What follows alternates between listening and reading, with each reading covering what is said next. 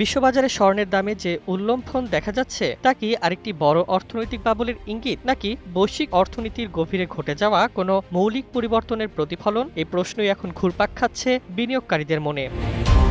চলতি বছরে ডলারের হিসাবে স্বর্ণের দাম বেড়েছে 60%-এরও বেশি, যা গত 46 বছরে সর্বোচ্চ। মুদ্রাস্ফীতি সমন্বয় করলে দেখা যায় ইতিহাসে কখনোই স্বর্ণ এত দামি ছিল না। সাধারণত সুদের হার বাড়লে স্বর্ণের দাম কমে, এটাই ছিল প্রচলিত অর্থনৈতিক সূত্র। কিন্তু 2022 সালের পর সেই ধারণা ভেঙে যায়। কেন্দ্রীয় ব্যাংকগুলো সুদ বাড়ালেও স্বর্ণের দাম কমেনি, বরং ধারাবাহিকভাবে তা বেড়েছে।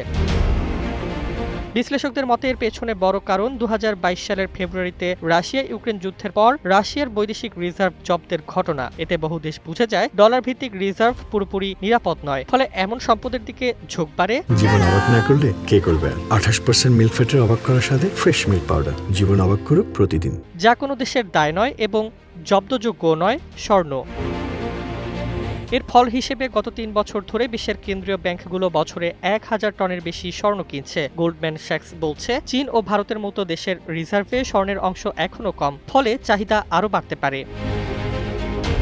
তবে এটাকে এখনই বাবল বলা যাচ্ছে না, কারণ সাধারণ বিনিয়োগকারীদের মধ্যে স্বর্ণ নিয়ে উন্মাদনা দেখা যাচ্ছে না। ইটিএফ বিনিয়োগও অতীতের শীর্ষ সময়ের নিচে। বিশ্লেষকদের মতে বর্তমান মূল্যবৃদ্ধি আসলে ঋণ ঝুঁকি, ভূরাজনৈতিক অস্থিরতা ও আর্থিক অনিশ্চয়তার প্রতিচ্ছবি কেবল। পরিস্থিতি আরও খারাপ হলে স্বর্ণই হয়ে উঠতে পারে বিশ্বের সবচেয়ে নির্ভরযোগ্য সেফ অ্যাসেট।